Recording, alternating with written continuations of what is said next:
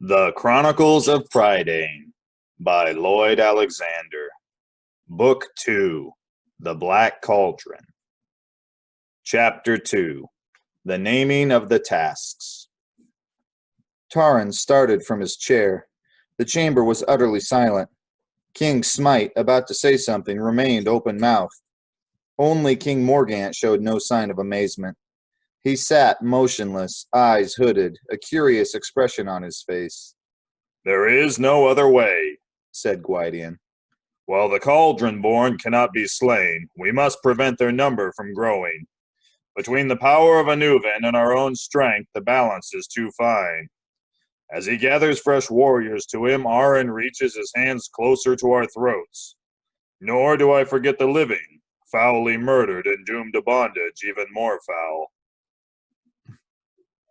Until this day," Gwydion continued, "only the High King Math and a few others have known what has been in my mind.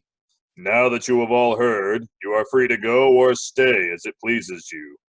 Should you choose to return to your cantrips, I will not deem your courage less." "But I will!" shouted Smite. "Any blooded pudding guts who fears to stand with you will have me to deal with." "Smite, my friend," replied Gwydion firmly, but with affection, "this is a choice to be made without persuasion from you." No one stirred. Gwydion looked around and then nodded with satisfaction. "You do not disappoint me," he said. "I had counted on each of you for tasks which will be clear later." Taran's excitement crowded out his fear of the Cauldron-born. It was all he could do to swallow his impatience and not ask Gwydion then and there what his task would be. For once, he wisely held his tongue. Instead, it was Fluider who leaped to his feet. "Of course!" cried the bard. "I saw the whole thing immediately! You'll need warriors, naturally, to fetch out that disgusting cauldron, but you'll need a bard to compose the heroic chants of victory! I accept! Delighted!" "I chose you," Gwydion said, not unkindly, "more for your sword than for your harp." "How's that?" asked Fluider. His brow wrinkled in disappointment. "Oh, I see," he added, brightening. "Yes, well, I don't deny a certain reputation along those lines. A flam is always valiant. I've slashed my way through thousands." He glanced uneasily at the harp. Shall we say numerous enemies?" "I hope you will all be as eager to accomplish your tasks once they are set out," said Gwydion, drawing a sheet of parchment from his jacket and spreading it on the table. "We meet at Dalben, and not only for safety," he went on. "Dalben is the most powerful enchanter in Prydain, and here we are under his protection. Dalben is the one place Aran dares not attack, but it is also the most suitable to begin our journey to Eilonwy." With a finger, he traced a direction northwest from the little farm. "Great Arvin is shallow at this season," he said, "and may be crossed without difficulty. Once across, it is an easy progress through Cantor of Catifer, realm of King Smite, to the forest of Idris, lying south of Eilonwy. From there, we can go quickly to Dark Gate." Taran caught his breath. Like all the company, he had heard of Dark Gate, the twin mountains guarding the southern approach to the land of death. Though not as mighty as Mount Dragon at the north of Eilonwy, Dark Gate was treacherous with its sharp crags and hidden drops. "It is a difficult passage," Gwydion continued, "but the least guarded, as Call, son of Callfluer, will tell you." Call rose to his feet. The old warrior, with his shining bald head and huge hands, looked as if he would prefer battle to discoursing in council. Nevertheless, he grinned broadly at the company and began to speak. "We are going, as you might say, through Aran's back door. The cauldron stands on a platform in the Hall of Warriors, which is just beyond Dark Gate, as I well remember. The entrance to the hall is guarded, but there is a rear portal heavily bolted. One man might open it if, like Dolly, he could move unseen. I told you I wouldn't like it, Dolly muttered to Taran. this business of turning invisible. Gift? A curse! Look where it leads. Humph! The dwarf snorted irritably, but made no further protest. It is a bold plan, Gwydion said. but with bold companions it can succeed. At Dark Gate we shall divide into 3 bands. The first shall number Dolly of the Fair Folk, Call, son of Caulfleur, Fluid or Flam, son of Godo, and myself. With us will be 6 of King Morgant's strongest and most valiant warriors. Dolly, invisible, will enter first to draw the bolts and to tell us how Aran's guards are posted. There we shall breach the portal and seize the cauldron. At the same time, on my signal, the second band of King Morgant and his horsemen will attack Dark Gate, seemingly in great strength, to sow confusion and to draw as many away from Aran's forces as possible. King Morgant nodded, and for the first time spoke. His voice, though ice-edged, was measured and courteous. I rejoice that we at last decide to strike directly against Aran. I myself would have undertaken to do so long before this, but I was bound to await the command of Lord Gwydion. But now I say this, continued Morgant. While your plan is sound, the path you choose is not suitable for quick retreat, should Aran pursue you. There is no shorter way to Caer Dalben, Gwydion answered. and here is where the cauldron must be brought. We must accept the risk. However, if we are too sharply pressed, we shall take refuge at Caer Cadarn, stronghold of King Smite. To this end, I ask King Smite to stand ready with all his warriors near the forest of Idris. What? Roared Smite. Keep me from maneuvering? He struck the table with his fist. Do you leave me sucking my thumbs? Let Morgant, that black-bearded, cold-blooded, slippery-scaled pike, play rear guard. Morgant gave no sign of having heard Smite's outburst. Gwydion shook his head. Our success depends on surprise and swift movement, not numbers. You, Smite, must be our firm support should our plans go awry. Your task is no less important. The third band will await us near Dark Gate to guard our pack animals, secure our retreat, and to serve as the need demands. They will be Adeon, son of Taliesin, Taran of Caer Dalben, and Elidir, son of Penlucia. Elidir's voice rose quickly and angrily. Why must I be held back? Am I no better than a pig boy? He is untried, a green apple. Untried, Taran shouted, springing to his feet. I have stood against the Cauldron born with Gwydion himself. Have you been better tried, Prince Patchcloak? Elidir's hand flew to his sword. I am a son of Penlucia and swallow no insults from... Silence! Commanded Gwydion. In this venture, the courage of an assistant pig-keeper weighs as much as that of a prince. I warn you, Elidir, curb your temper or leave this council. And you, Gwydion added, turning to Taran. You have repaid anger with a childish insult. I had thought better of you. Moreover, both of you shall obey Adeon in my absence. Taran flushed and sat down.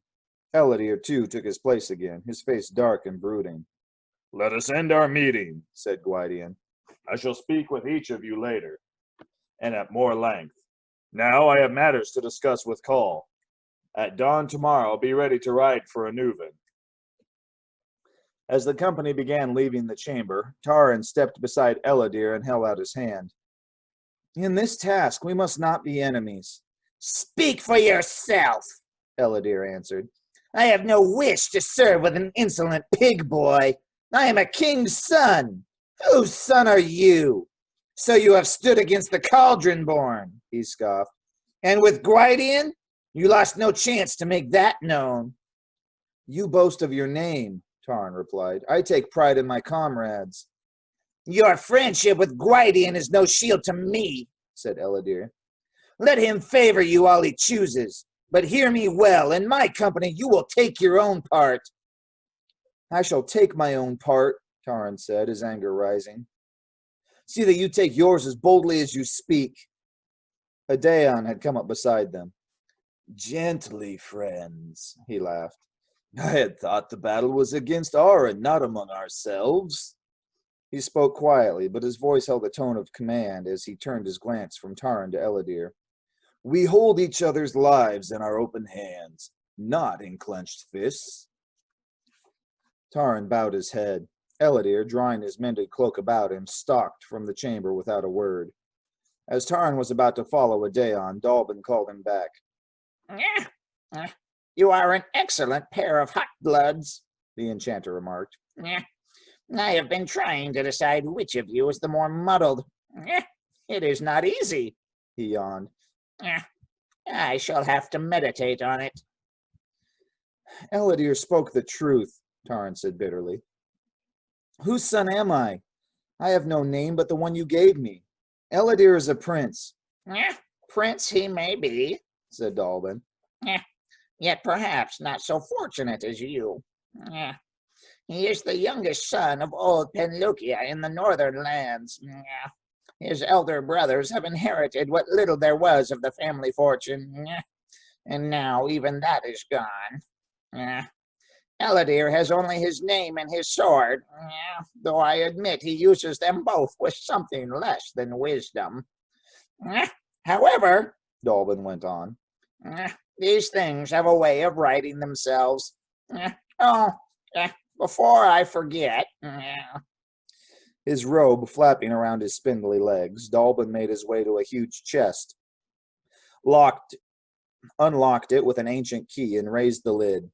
He bent and rummaged inside.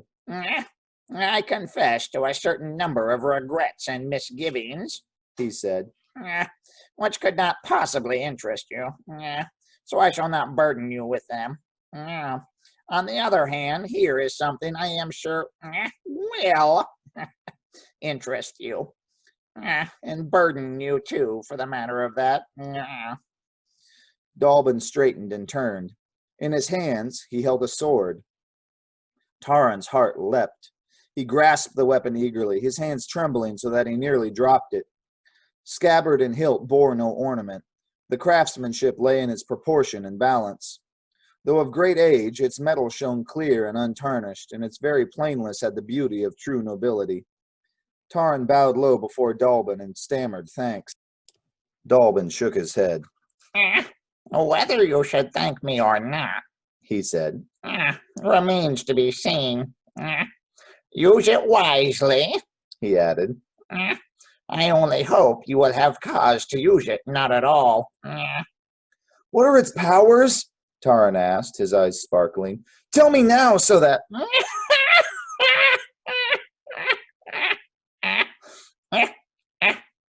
Its powers? Dalben answered with a sad smile. My dear boy, this is a bit of metal hammered into a rather unattractive shape. It could better have been a pruning hook or a plow iron. Its powers? Like all weapons, only those held by him who wields it. What yours may be, I can in no wise say. We shall make our farewells now, Dalben said, putting a hand on Taran's shoulder. Taran saw for the first time how ancient was the enchanter's hand, how careworn. I would prefer to see none of you before you leave, Dalben went on. Such partings are one thing I would spare myself. Besides, later your head will be filled with other concerns, and you will forget anything I might tell you. Be off and see if you can persuade the Princess Eilonwy to gird you with that sword. Now that you have it, He sighed. I suppose you might just as well observe the formalities. Eilonwy was putting away earthen bowls and dishes when Taran hurried into the scullery. Look, he cried. Dalben gave me this. Gird it on me. I mean, if you please. Say you will. I want you to be the one to do it. Eilonwy turned to him in surprise.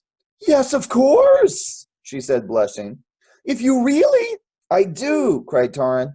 After all, he added, you're the only girl in Caer Dalben. So that's it, Eilonwy retorted. I knew there was something wrong when you started being so polite. Very well, Taran of Caer Dalben. If that's your only reason, you can go find someone else. And I don't care how long it takes you, but the longer the better. She tossed her head and began furiously drying a bowl. Now what's wrong? Asked Taran, puzzled. I said please, didn't I? Do gird it on me, he urged. I promised to tell you what happened at the council. I don't want to know, answered Eilonwy. I couldn't be less interested. What happened? Oh, here, give me that thing. Deftly, she buckled the leather belt around Taran's waist. Don't think I'm going through all the ceremonies and speeches about being brave and invincible, said Eilonwy. To begin with, I don't think they apply to assistant pig keepers, and besides, I don't know them. There, she said, stepping back. I must admit, she added, it does look rather well on you. Taran drew the blade and held it aloft. Yes, he cried. This is a weapon for a man and a warrior. Enough of that, cried Eilonwy, stamping her foot impatiently. What about the council? We're setting out for a Nuven, Taran whispered excitedly, at dawn, to wrest the cauldron from Aran himself. The cauldron he uses to... Why didn't you say so in the first place? Eilonwy cried. I won't have half enough time to get my things ready. How long will we be gone? I must ask Dalben for a sword, too. Do you think I'll need... No, Taran interrupted. You don't understand. This is a task for warriors. We can't be burdened with a girl. When I say we, I meant... What? Shrieked Eilonwy. And all this while, you let me think that... Taran of Caer Dalben, you make me angrier than anyone I've ever met. Warrior indeed. I don't care if you have 100 swords. Underneath it all, you're an assistant pig keeper, and if Gwydion's willing to take you, there's no reason he shouldn't take me. Oh, get out of my scullery! With a cry, Eilonwy seized a dish. Taran hunched his shoulders and fled, while earthenware shattered behind him.